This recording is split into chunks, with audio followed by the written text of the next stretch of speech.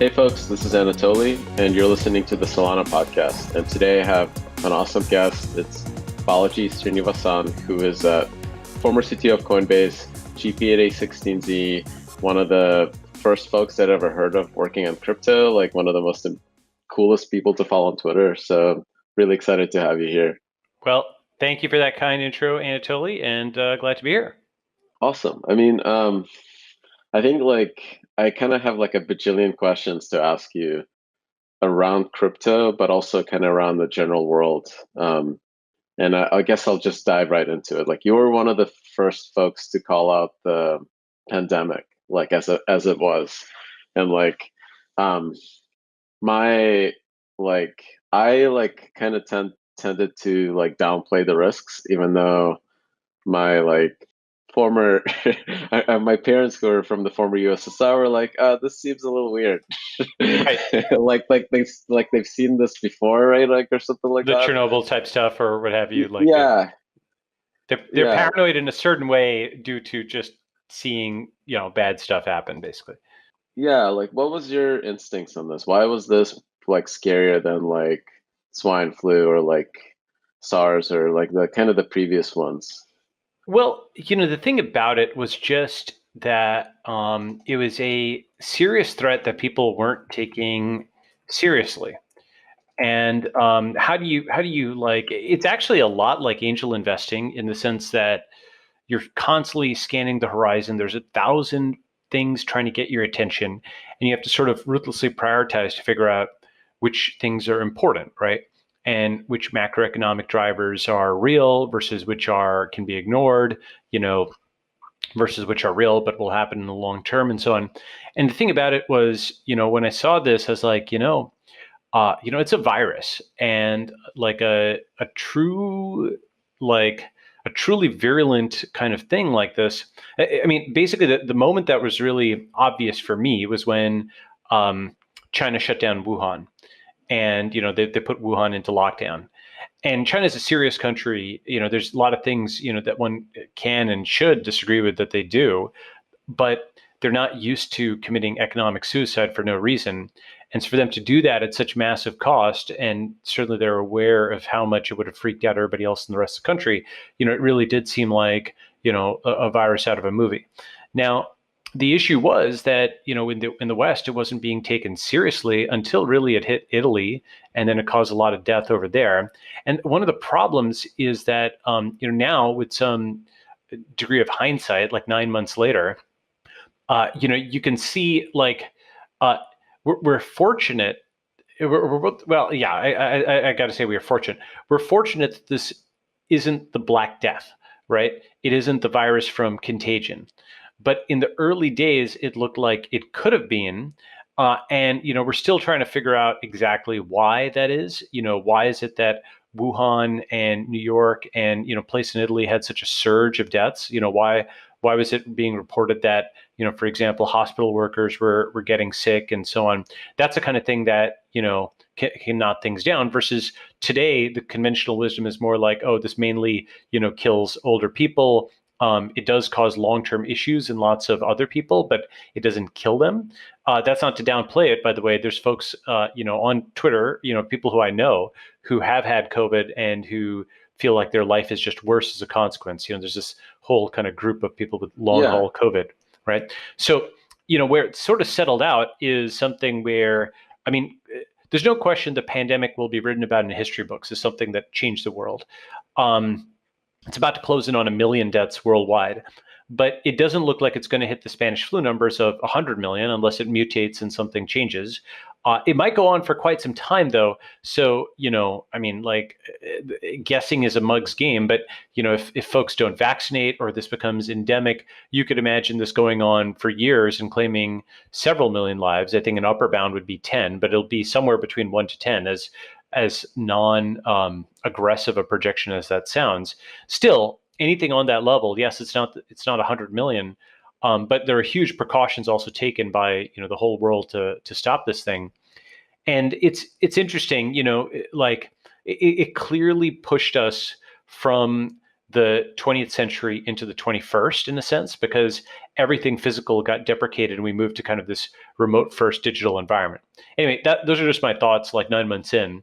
Happy to delve into any of that. Yeah, I mean I mean, there's so much to unpack there. Um, and like I've kind of like as I've been working on crypto, I think my brain has been infected by this idea that crypto isn't so much about money as it is about like the governance side of it, like organization of people around a decision. So like That's right. it's bizarre to me that like this like thing of we couldn't figure out what truth was in China on how to value it and how to actually price it and take action on it until like it was kind of smack right in our face. And like that to me seemed like a total lack of like human organization. Like our like non-digital mechanisms for measuring this stuff totally failed in a lot of ways. Like I kind of saw like the Twitter side of it, like that information to be like almost more reliable than like the previous 20th century mediums, which was like as you pointed out, like a really clear like kind of break from the old world and now I guess the start of a new century. Um, Yep, I do think you that's absolutely right. Go ahead. do you see that like this idea? Like I saw a tweet from you that this is going to be like a century of the internet, so much more than like China century or like Asia century or something like that. Do you think that like is that narrative because of COVID? Like was that like kind of breaking change, like kind of really solidified that? Great question. I mean, I think that would have been true even without COVID, mainly because, I mean, in a sense, this is obvious, but I'll say it anyway, which is, um, Chinese people aren't American, and American people aren't Chinese in the sense of citizens. Obviously, there's folks who can immigrate from country to country, but like Chinese nationals aren't American nationals aren't Chinese nationals, but both of them are internet users. And more deeply, people don't understand the full impact of this. I talked about this a few years ago, but both of them are also crypto users. Yeah. And so what we find is even as all of this cross-border trade is being impeded due to the countries fighting, with the China has done this obviously for a while, and now the U.S. is retaliating with this TikTok thing and what have you. Um, while all that is happening, there's also the people on the ground. Even if there wasn't a trade war, an American citizen might not trust the Chinese legal system, and a Chinese citizen certainly might not now trust the American legal system. But both of them can trust a blockchain, and that's why the cross-border trade, where the place where you're on the same cap table, so to speak, as a Chinese person, is um, is Bitcoin, it's Ethereum, it's Solana, it's these new chains, it's the smart contracts, because mathematics is a universal language, and you can just diligence math in a way that you can't really just diligence the law, because the issue with the law is if you're a Chinese citizen, an American judge may just interpret the law against you in a negative way, and vice versa. There's a bias built into what is the legal text is, whereas with a smart contract, a computer is executing it, and that's not biased towards either the Americans or the Chinese. Every single opcode, you can print it out. It's basically the next step after open source. It's not simply open source; it's open state and open execution. You have a glass box, a transparent algorithm, where if you distrust it, you can literally replay every single aspect of it, and you get out the adjudication of that blockchain in a way that you can't replay the mental state of a judge or prove that they were biased against you because you were American or you were Chinese. So that's why I think in the medium to long term, global rule of law is going to be based on computation, which everybody can diligence. And that's where, people won't train. I mean, not that they won't just train to be a lawyer in this or that country. They'll be a lawyer in this or that country, and they'll need to learn international smart contract law, which is what the rules-based international order will become. Do you think that that would be actually a legal basis or just really like a commercial one that I people will think kind of Yeah, I think the best like kind of prerequisite, or not prerequisite, rather, precedent for this is the law of the sea. Are you familiar with that? No, not like not enough depth to have an opinion. Okay, if you Google the law of the sea, right, um, crypto can be thought of as the new international waters. It's like an intrinsically demilitarized zone. The law of the sea governs what happens when like two boats crash into each other, for example. You know, when you have, because basically for centuries, nations have had to deal with what happens in international waters, who has jurisdiction, et cetera, right? Um, and is it Germany, or is it like France? If a German and French ship collide into each other or have some issue in the Pacific Ocean, right? And the law of the sea goes through lots and lots of these eventualities.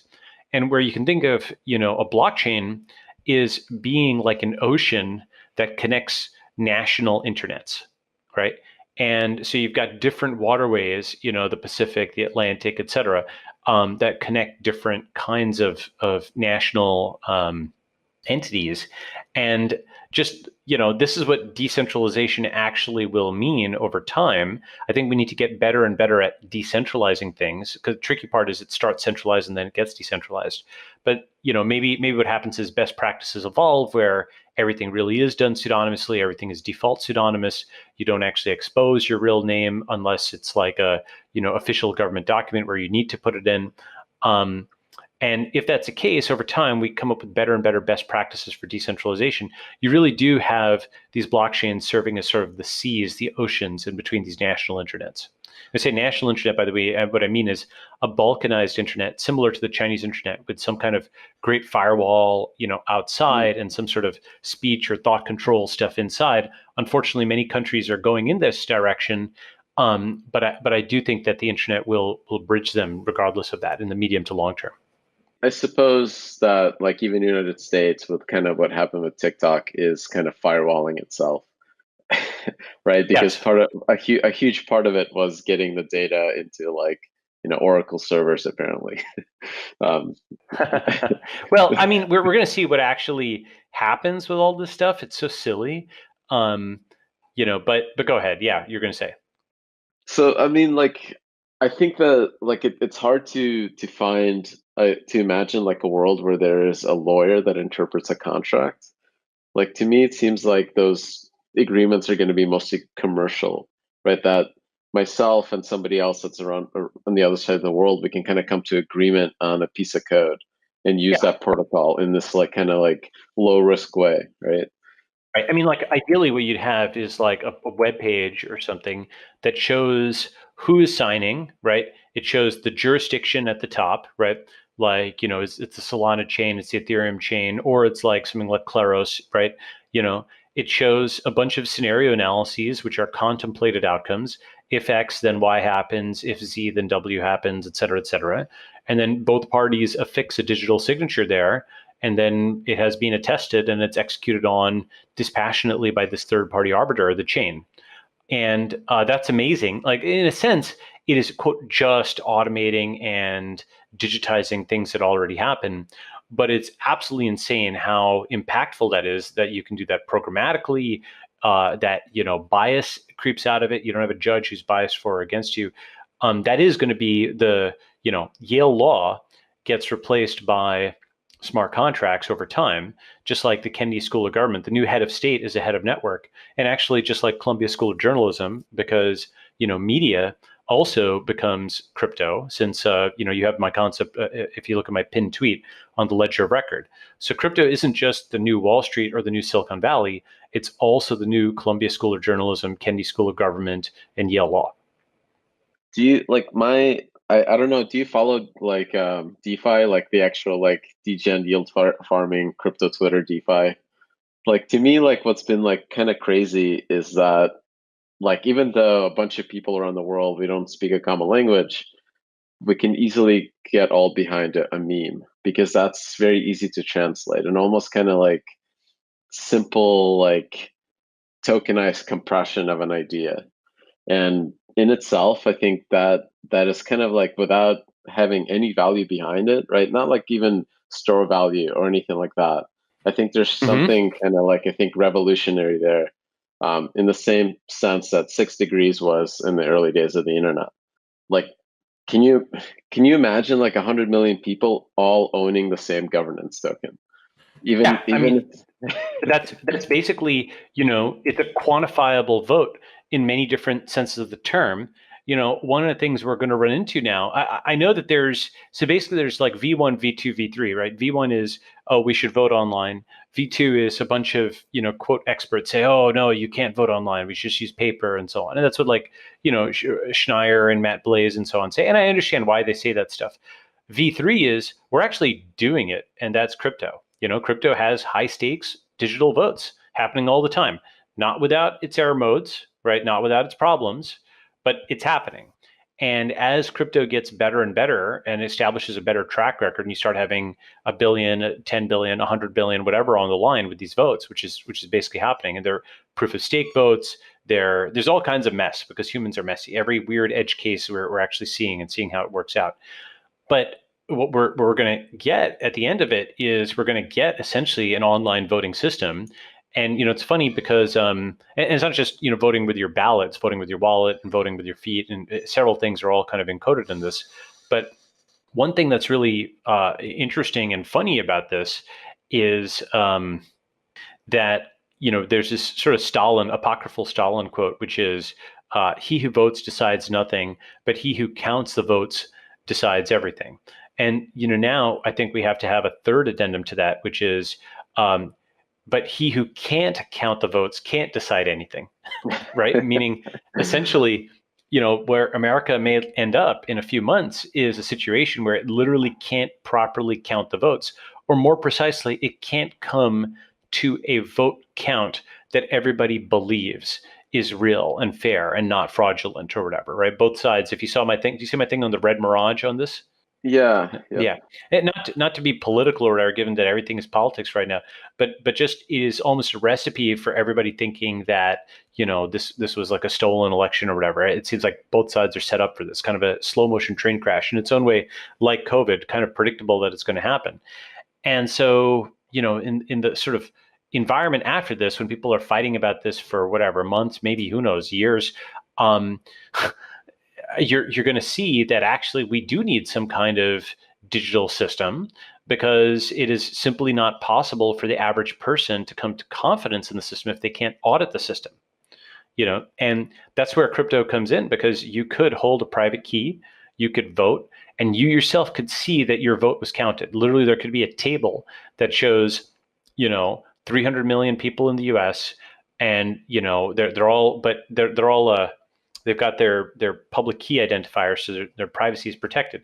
And you can search by California or Texas or Illinois or whatever, and then go down to your county, and then go down to your city, and you can paste in your private key into your local wallet or whatever, and see that your vote was actually counted there, right?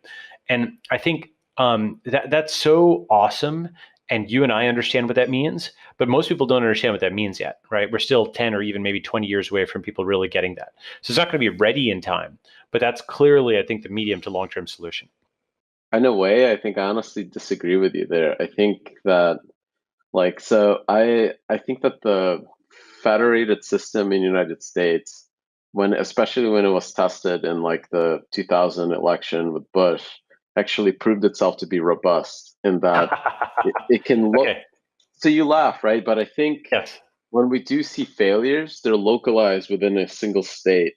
And then the only belief that we need to establish isn't like the global vote of the United States of all 300 million people, but just within like that one failed thing that's under contention. So I think like if this election is close, right, everyone is going to focus on counting ballots, let's say in New Hampshire or Pennsylvania or whatever, right? And that's that's doable, right? Because it's no longer like a problem of counting the entire, like recounting all of the US. It's only like a single event. Um, and to be honest, I think it actually makes it more robust because like if you think of it as like me, a blockchain operating systems designer that's always thinking about attack vectors, I actually don't want systemic attacks. I want localized attacks. I want like Oh, I if understand. there isn't a, yeah. So your argument is rational. I just don't think it is applicable in 2020 as opposed to 2000. I mean, obviously, a lot has changed in 20 years. And one of the things that changed is that there's far less trust in the US. And so, um, people can't even agree on how many coronavirus deaths have happened, or that type of stuff. All of that is symptomatic of not having shared truth. So they, at the time, they kind of outsourced the count to the Supreme Court, or what have you, or like, well, let me actually separate out two things. First is the narrow technical point you're making, which is if you have a dispute over a count, it's better that it's in one county of one state rather than a national kind of issue. Number one, I agree with that, except we're going to see a surge in mail in ballots across the entire country. And there's enough swing areas that I think you're going to see contested votes in quite a lot of places. So that's number one. It's not just going to be like Florida. The second thing is that with the 2000 election, people thought it was going to be close, but they weren't like preparing for a fight like the current one is. The stakes were, in a sense, lower because it was coming out of a time of peace and prosperity and so on. Here, you have folks who are basically gearing up for a fight. And they've basically spent the last 4 years delegitimizing each other. So the commons are a tragedy, and so first year, I think you're going to get a more globally contested result than maybe we might think. We'll see. Okay. And second is there's not enough trust to basically, if you've got, ballot contestation happening in like 7 states or something like that, and 30 counties, and who knows, right? It's just going to go on forever. And here's one other thing. I think like because it is like a state that's being like in dispute, and states themselves have fairly robust kind of, we don't see like a 50-50 split in almost any state legislature or governance, right? That they're all kind of like basically like either all Republican or all blue or red. So I think what we're going to see is kind of like almost like a parliamentary election, right? Like whatever the state is, that's the way it's going to go, and that's not too bad, right? That's not like well, I don't think I don't think that's what's going to happen. I think basically you're going to find there's actually a fair number of purple states, where there's like a governor and state legislature split. I think we're going to all hear about all kinds of Here's my prediction. Okay, you want my coronavirus style prediction, and this is not. I don't even think this is controversial, what I'm about to say. I think it's sort of, visible like a few months out. So I think this election ends up potentially, and I'm not saying this in a positive way, I'm just saying this in an observed way, okay? I think this election ends up delegitimizing American democracy in the eyes of at least 50% of the country and much of the world. Because there's many outcomes and many of them are bad. If, for example, Defense One published this article talking about using military force, in the event that the election isn't conceded or what have you. Even if legitimate, the use of military force and the cameras associated with that make the U.S. look like a banana republic, right? The fighting over it, it's kind of hard to argue that, oh, it's a democracy after you have troops march in and so on. Even if it's like, if you can make the argument that was the right thing to do. It's actually similar to Venezuela where, this side has a military on and the other guys are really arguing that it's not legitimate and so on. When you have something like that, even if you can argue that it was the right thing to do, simply the presence of the fighting and the presence of an extremely embittered 40 or 50 or whatever percent of the country is enough to make the country not seem like a functioning republic anymore, right? And I think that so whatever the outcome is, the fighting over it will make the U.S. look really bad on the world stage. I don't think people are really thinking about that. That's A. B is I think that fighting may go on for a long time. It's possible it just comes to a crashing halt on January 21st. It's possible that you have, if you saw like the concept of blue states are talking about seceding in the event that the election goes in a wrong direction. Do you see the interstate compacts from earlier this year? About like kind of preventing people from crossing the borders. Yeah, exactly. That's it. So the interstate compacts are like almost like a sci-fi like headline, California, Washington, Oregon, Nevada form interstate compact. It's allowed in the Constitution, but it's also, basically a devolution of power. where it was a massive thing. It's actually relatively underreported in terms of how significant that was. Where you're basically forming subnational entities that are taking on functions. I mean, in a sense, it's a continuation of sanctuary cities and marijuana laws and so on, where states are increasingly, going their own way against the federal government.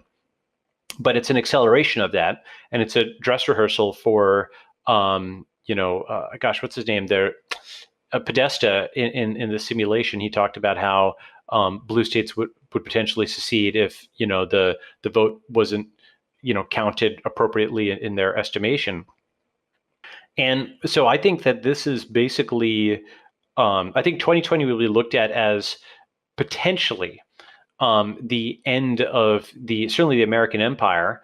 It's like 1945 to 2020. That's like 75 years is basically like almost exactly like one human lifespan. This is like basically, man, am I really like blessed to live through the fall of the Soviet Union and the And of all the USA. USA? Yeah, that's right. No, it's funny. It's one of these things where 30 years it doesn't seem like a long time in the history books. Like 18, if I said 1790 and 1820, you think of them as being relatively close together, right? But 1990 and 2020 are very, very, very different, right? That's a lot of change that's happening there.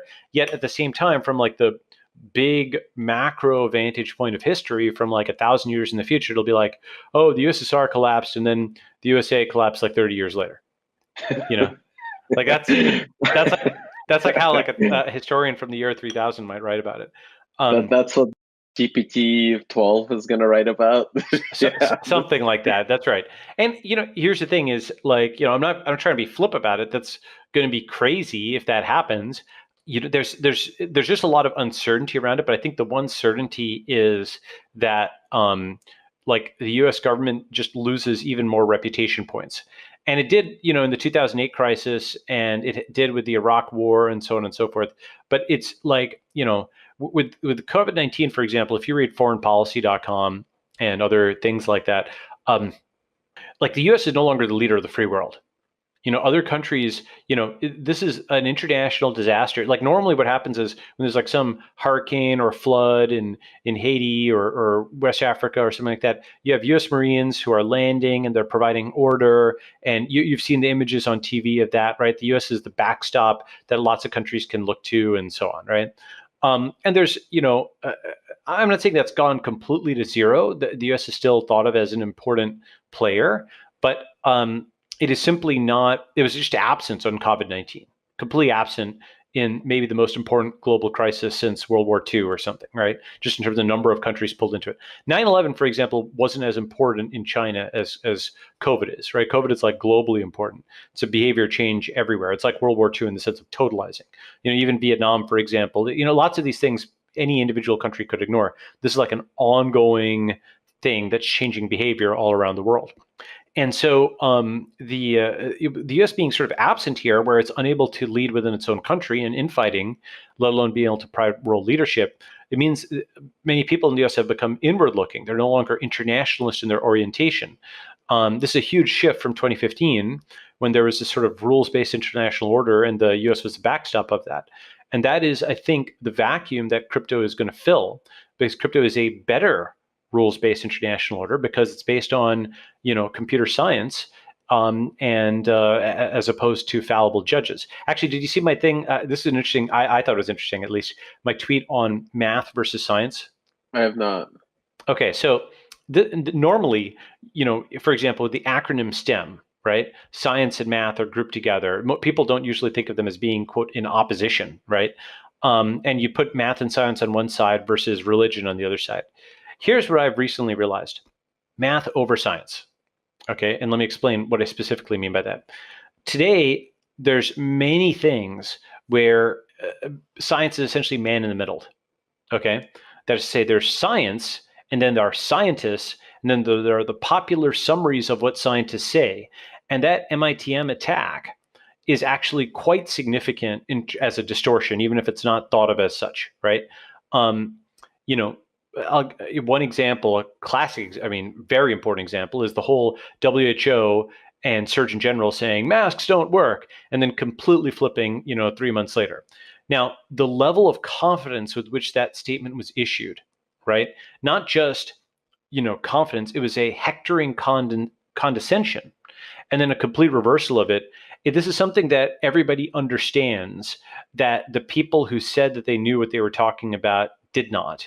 Because to contradict yourself that dramatically within 3 months, it's not like there was some major new research study or something like that. It's just they changed the null hypothesis. That's literally what it Yeah. was, right? Now, look, I'm pro mask in the sense of, it's probably better to take those kinds of precautions given that, we have droplet physics, right? Not Right. everything. This is the thing, is like there's a certain kind of biomedical person who's like, oh, everything has to be a double blind peer reviewed.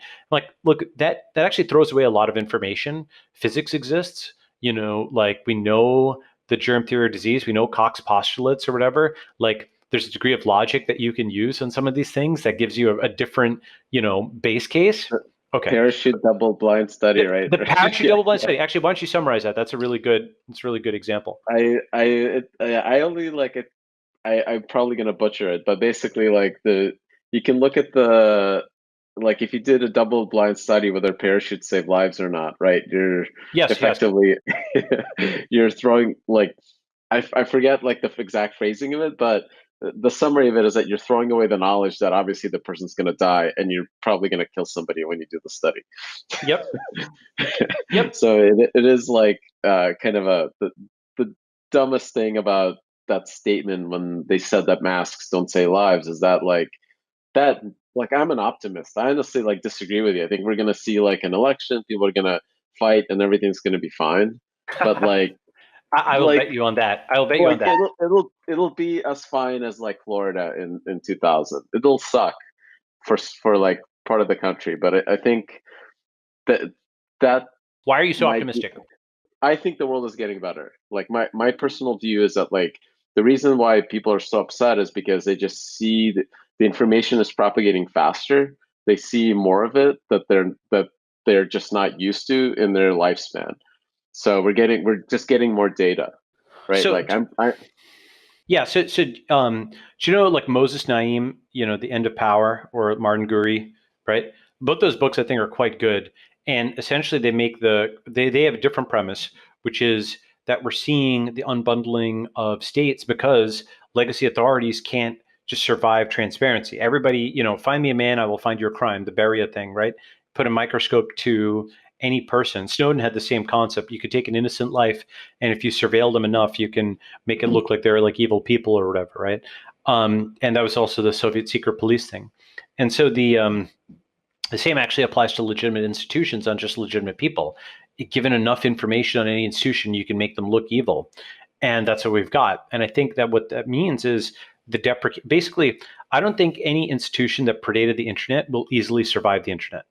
And that includes nation states, that includes colleges, that includes retail stores, that includes like legal systems, medical systems. All of that stuff is about to get just like ripped apart and pulled together into internet native things, which have a legitimacy and stability that comes from opt-in, as opposed to coercion. I can so drill into that, but go ahead.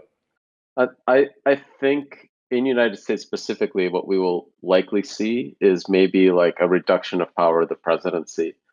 And this might not even be through any legal course, just through a natural kind of like the way that like the state operates, right? Yeah. So Greg Greg Ritchie is basically the model for where I think things go. You know who Greg Ritchie is? I do not. It's kind of a joke in Snow Crash 1992. Oh, By the way, that book is yeah. absolutely, it's insane how well that holds up. It's for him to have seen and projected out a future like that in 1992. I mean, 2020 is really like the snow crash year. Lots of snow crashy things are happening. We're finally getting the metaverse with Oculus and with VR and whatnot. But even just the things that he was like, here, I want to get this quote from Snow Crash. I think the only thing it's missing is like I feel like the dopamine newsfeed is the entertainment from Infinite Jest. and like the virus and Snow Crash was just a little bit too sci-fi. If that was like the thing, it would have almost been like a perfect explanation of what's happening in the world right now. I want to give this quote here, which is unbelievable from 1992. When it gets down to it, talking trade balances here, once we've brain drained all our technology into other countries, once things have evened out, they're making cars in Bolivia and microwave ovens in Tajikistan and selling them here. Once our edge and natural resources are being made irrelevant by giant Hong Kong ships and dirigibles that can ship North Dakota all the way to New Zealand for a nickel. Once the invisible hand has taken away all those historical inequities and smeared them out into a broad global layer of what a Pakistani brickmaker would consider to be prosperity. You know what? There's only four things we do better than anyone else: music, movies, microcode, meaning software, and high speed pizza delivery. And I was like, I mean, Jesus Christ, that holds up so Yeah. well. 30 years later, right? I mean, just to go through that, right? Brain drain our technology into other countries.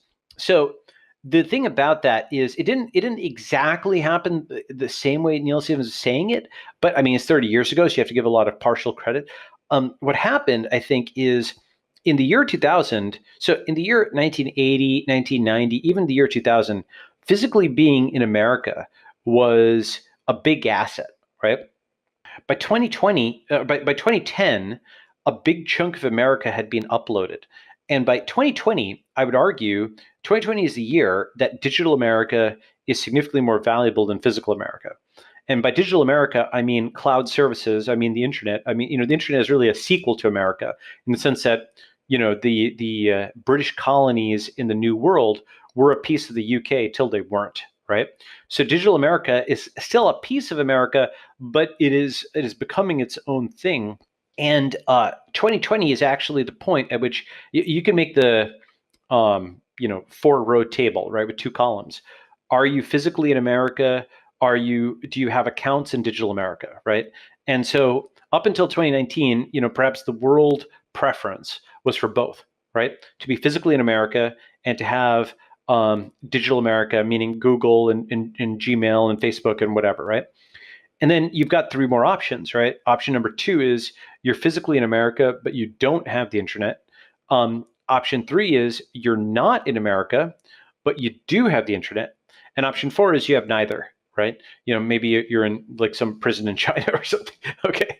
Uh, so, so the thing is that, obviously option four is the worst. Well, some might argue, well, that gets you digital detox or whatever. I live in the middle of nowhere. Fine, okay. But the really interesting thing to me is I think most of the value proposition of being in America has now been uploaded to the cloud, and it's just available anywhere internationally. And because you've got Starbucks everywhere, you've got flush toilets everywhere. This was not true 40 years ago, right? This was not even true 20 years ago. And What about basically, like go ahead. credit? Like just being able to buy a house? Like that. I don't know if that's true in like so I mean this is just Yeah, me looking at like my parents, they were middle class in the USSR, right? They came over here and kind of started at the bottom and kind of got to the middle class and were able to buy a house, right, with a right. mortgage. Like that was not possible in the Soviet Union. I don't think it's possible now in like Russia or Sure. Ukraine. So I agree with you that for certain kinds of things, like I want to buy a house, right? If that's a very big deal to you, then physical America has value. But if you are a city dweller, right? If you and by the way, I do think actually Yeah. that going out into the middle of nowhere is going to be a bigger and bigger thing, right?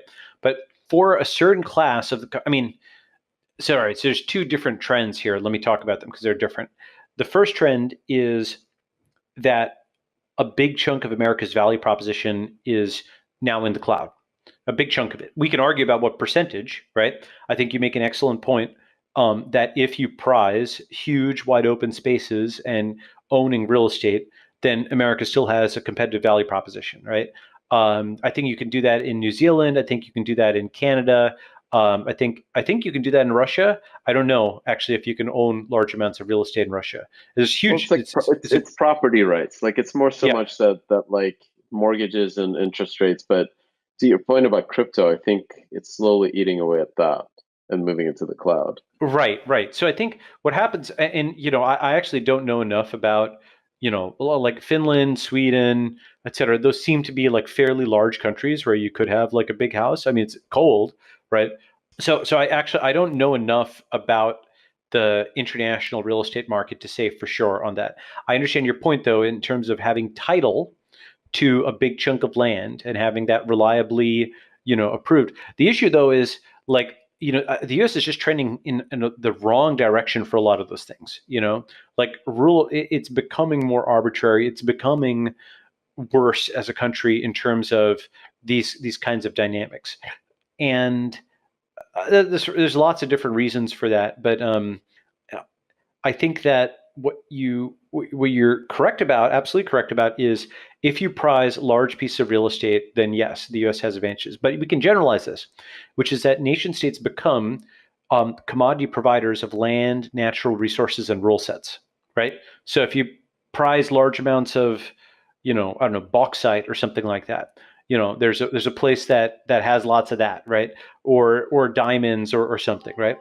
And then that is actually where the countries come in, is they become useful as providers of those rule sets and land and natural resources. But what they don't have a lock on is the media, the technology, and everything else that's digital, which is an enormous part of human society now. Go ahead. That is like, I mean, the fact that United States has been uploaded to the cloud like solves, I think, a lot of the. I mean, it's like it's. I almost don't think it's like a U.S. is shrinking. I think U.S. is almost like Bingo. basically at the empire is growing, So right? so Like, this is so this is a thing where there's a tension of like a few different things, and let me see if I can resolve them. Like one of my one-liners is the internet is to the USA what the Americas were to the UK, right?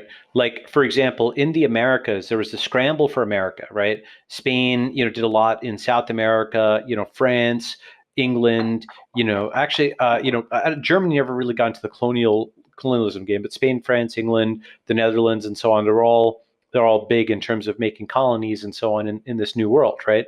And the internet is like the new world, except there's nobody living there, so there's no Native Americans to oppress or harm or anything like that. So it's a frontier that doesn't have that aspect of conquest and oppression in the same way. It's just a pure digital frontier. And with virtual reality, by the way, this becomes much more than a metaphor. You know, um, you feel space in that. With Oculus, with virtual reality, with the fact that we're spending on the order of 50% or more of our waking hours looking at a screen, you're really mentally, you've emigrated to the cloud, right? There's billions of people who've emigrated to the cloud. They don't think of it quite this way. It's like it's like people who live in Canada and come to the US for, work and go back, right? It's kind of like that. You go to the cloud for work and you come back, right? And your physical environment just becomes more and more and more of a commodity, you know? I mean, don't get me wrong. There are people who are like really into the land. Oh, the rivers of, the hills of West Virginia or whatever. Great. Okay. Love you to death. That's your thing. You love the hills. Wonderful. I get it. Right. Um, but for a big chunk of people, that's just a piece of scenery. I mean, it's fine, but you're not like spending that much time like the hills, ah, and going and like rolling on the hill or whatever, Um, and again, like for the people who have that preference, it's okay. But I think that a big chunk of the symbol manipulators in the world, right? Media, technology, finance, mathematics, physics, all of these kinds of things are just less and less location dependent. And the thing is that mobility is leverage against the state. Like law is a function of latitude and longitude. If you can move, I mean, in different ways, both mobile and VR are ways to make your location less important, right? VR, you just go to the cloud. Mobile, you move to another location. But both of them reduce the cost of your, the fixed aspect of your current location, how impactful it is. Go ahead. so I mean, like it's funny they keep mentioning Oculus. I recently had Michael Shvala, who's the CEO of Fireblocks on it, and we were just talking about Libra, and I've been kind of discounting Libra as anything interesting in crypto Yeah. because it's coming from like product managers, but he had a point of view that was quite scary to me, which was imagine that what Libra folks do is they basically like make it super, super easy for everybody in the world that's outside of the US to click through their like local regulation agreements and set up a fiat ramp to go digital dollar for their local, for everybody there, like in wherever they are. So it's not so much that like Libra cares about it's think of it as like PayPal with access to Facebook's like organization and team and marketing and like resources to onboard everybody on the same platform. And what makes it kind of frightening is that cryptography makes it secure and easy for them to do this decentralized custody, right? And makes it easy for them to onboard everyone. And it's just a matter of like, can we get everybody in the world to click through this agreement and to become the local bank that's everything is custodied by Libra, by this single blockchain that now has the entire world on it. Even if it's totally regulated, even if it's full KYC, it's not like crypto in the sense that you and I believe crypto is. But the scary part there isn't them creating a product that's interesting, but it's them click through regulation. Like basically like sure we'll be compliant and we will be compliant to the letter, but as soon as the as soon as you're using cryptographic keys whose like actual like values decided by this one blockchain, it doesn't matter. Right. Like you're kind So, of screwed. well, yeah, I understand. I think I wouldn't worry about that at all, though. And here's why: is there's lots of things that you can imagine a large company would do if it was as nimble as a startup and had the resource of a large company. But the only things that it actually can do are those things that the CEO personally wants it to do if that person still has control over the company. Because the issue is that, to Zuck's credit, he saw that crypto was important and he took a more aggressive stance on it than, Google, Facebook, Microsoft, or Apple did, right? So he is, the most innovative in that sense of the big five on this particular matter. Um, but he got it wrong. And the reason I think they got it wrong is that crypto is to desktop internet as desktop internet was to desktop software. Or rather, let me put it slightly differently. Crypto is to the internet as the internet was to desktop software. That is to say, crypto, like Ethereum, is to Google as Google was to Microsoft, right? Or Google was to Borland, or like those companies that don't exist anymore from the Yeah, 90s, yeah. right? Like there's a whole, like Microsoft and Oracle and Apple are some of the very few that managed to maneuver through the issues of the 2000s and 2010s and are still valuable companies, even if Oracle, I think like I don't like it very much as a company. But I was tweeting about it even before this whole dumb TikTok thing as a negative example. Did you see that one tweet? Is it basically like last year you could analogize SF to Java. This year you analogize it to Oracle. Last year you could say, right, SF was here. Oh, I'm going to pull up these two tweets. Whatever. I think It's this is pretty funny. funny. Okay, so This is all the fault of Sun Microsystems. yeah. Okay. So July 10th, 2019, choosing San Francisco in 2020 is like choosing Java in 2010. You can do it. You might even be able to build a great company with it, but it's a legacy choice. It's a default proven, but makes it harder to do simple things and doesn't give you an advantage over incumbents. We're in an interesting transitional era where San Francisco and Delaware is obviously wrong, but incorporating on chain and going full remote is not yet obviously right from price performance standpoint at a minimum. That means on-chain incorporation needs to be systematized. We need proof points, orgs that'll take the risk and pioneer, maybe something like Aragon Project, Stripe Atlas, but on-chain. The organization is defined on-chain. The nation state is a configurable parameter, right? So what's great, that holds up pretty well from a year ago, Yeah, right? yeah, And because we got 100%. half of that, we got remote, right? And San Yeah, Francisco, so now the new tweet is of September. I was like, last year, San Francisco could be analogized to Java. This year, it's more like Oracle. Overpriced at any price, worsening with time, only justifiable as a legacy choice, and a big mistake to build your new business on relative to the alternatives. So Yeah. that's my take on San Francisco. Go ahead, shoot it down. Give me your thoughts. Are you still in SF? Undisclosed location. Okay, I'm still based in SF, like actually out in Palm Springs, avoiding the smoke. Hmm. There was something charming about San Francisco with no traffic that I was like, huh, this is like a lot cooler now. Like there's nobody here, right? Like the stuff that is missing I didn't care about. Like You mean so you? Yeah, I mean like in LA. yeah, Yeah, but because your like friends are in the cloud. I mean, look, you're going to be signaling, DMing, Twittering, WhatsApping, etc. You don't meet that many people in person on a daily basis. You might talk to 10x as many people digitally as you do physically, right? Am I wrong but about I like that? the weather. No, yeah, 100, yeah, Oh, I agree. okay, sure. Okay, so again, so you're like the hills guy, right? Yeah. You love the hills. All right, great, good job. I mean, but the thing about it is this: is if you actually did a search, okay, for places with good weather, okay. I mean, but let me Yeah. express it differently. With the smoke, with the homeless problem, with the prices, with the poop on the streets, with the hostility of city government, with the crime and like random attacks on people, with the fact that you can't really even meet people in person because of COVID restrictions or whatever, or at least it's harder to do so. With the fact that the cost of living is so much lower in other places. I mean, there's no way that from first principles, if everybody was just starting from scratch, you'd pick San Francisco, other than the fact that other people are already there physically, right? It's not like, to give you an example, what I mean by from first principles, the San Francisco Bay is an amazing place to do shipping, right?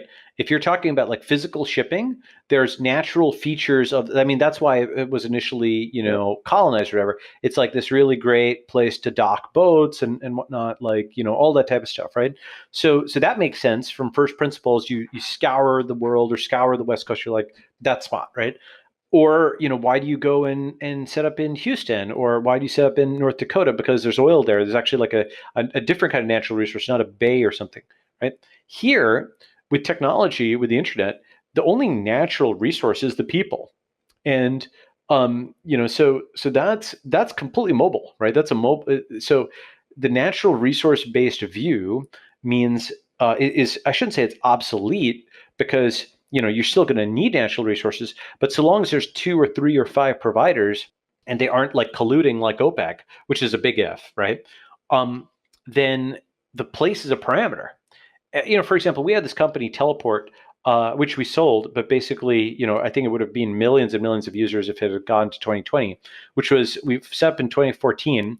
I co-founded this, and it was, sold in 2017. It was fine.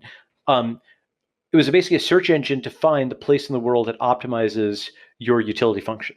A completely different kind of, right?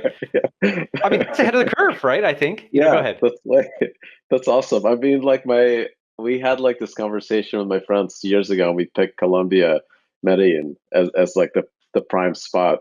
There you go. And basically you can be like Narcos or what have you, right? Here, I'm gonna No, see if I no, it can. was in the same it was in the same time zone, right? As Yes. like so you could work on tech, you're in a much cheaper location. There's awesome universities there, right? It's like a growing like kind of fast city, like that's interesting, right? And like you're not stuck in San Francisco. Yeah, Um, exactly. No, I mean, like, I was just tweeting about this, how longitudes, if the hardest thing, remote can be divided into different levels, right? And at least one of my commenters made this observation. It was actually valuable. I mean, again, this is not novel. People have been talking about this for 20 years or whatever, but just I think it's a useful term: synchronous remote versus asynchronous remote. Synchronous remote is like plus minus one or two time zones. Asynchronous remote is a truly global distributed team. And I think an important thing for any org chart is to, require people to be plus minus one or two time zones.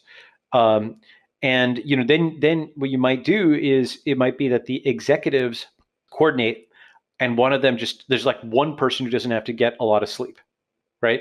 At time to time, rather than that's been 20 me. people. You okay? There you go. Right. Okay. So but I think that is going to be an important thing. Actually, a related thing to this is I'm actually surprised that nobody has made any to-do list that is integrated with the org chart. Like Yeah. you basically, as a manager, want to look at, especially as CEO, you want to kind of look at the org chart constantly as if you'd look at your architecture of your company or your corporate infrastructure, and what you want to see is like drill down to dos, right? Like be able to monitor what folks are doing and so on and so forth. That doesn't really exist, which is kind of surprising. It seems like a very obvious view. Go ahead. Yeah. We've been actually successful in being in kind of globally spread out time zones because we got this like kind of natural handoff that like Right. whoever's in like San Francisco's time zone, they work a little later, and then like the Europe and Asia starts picking it up. It is bizarre because crypto is 24/7, and we kind of Right. deal with customers and users 24/7. Yeah. No, I think you can make it work. I mean, crypto is interesting because there's really a value to having somebody on call at all times, right? Someone who's just like, oh shit, this is blowing up on Twitter or whatever, like this whole sushi thing or whatever, right? Like you could Yeah. see that some people were asleep. So I recognize all that. Um, I still think, however, that at least for individual teams, um, there's some value in synchronicity, because you can get pretty far with async, like GitHub issues and so on and so forth. But sometimes it's like so much faster to just whiteboard something for 5 minutes than to discuss it for a long time. So just go back and forth. Latency of So the basically feedback. Go ahead. so the odd thing is that we are synchronous. That it's Oh, because Slack and people are just at Discord. weird time zones. It's just that like there is like a context, like tribal context handoff between me talking to somebody and then that person talking to the next person. That's cool. Well, Like, that's really good if you and can make that work. it's well, I don't know if it actually scales or just the fact that I don't sleep. Yeah, the thing is the CEO basically has to be the guy who's taking that hit for sure. Well, Cool. we've gone like way over our time, but this has been like really fascinating conversation. It's been like really a pleasure to talk to you. Of course. And awesome, like, yeah, really cool to have you on the show, and thank you so much. Awesome.